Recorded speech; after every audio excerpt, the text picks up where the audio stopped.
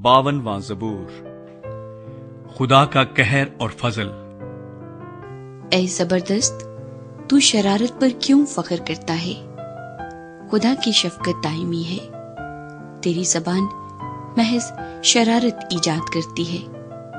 اے دغاباز، وہ تیز استرے کی مانند ہے، تو بدی کو نیکی سے زیادہ پسند کرتا ہے اور جھوٹ کو صداقت کی بات سے۔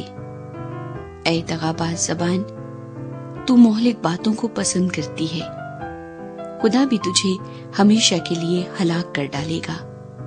وہ تجھے پکڑ کر تیرے خیمہ سے نکال پھینکے گا اور زندوں کی زمین سے تجھے اکھاڑ ڈالے گا۔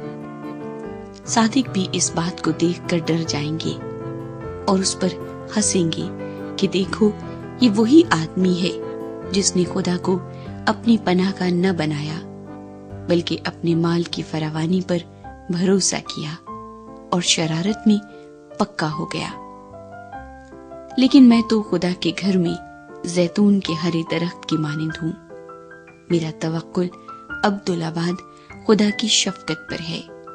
میں ہمیشہ تیری شکر گزاری کرتا رہوں گا، کیونکہ تو ہی نے یہ کیا ہے، اور مجھے تیری ہی نام کی آس ہوگی، کیونکہ وہ تیرے مقدسوں کے نزدیک خوب ہے۔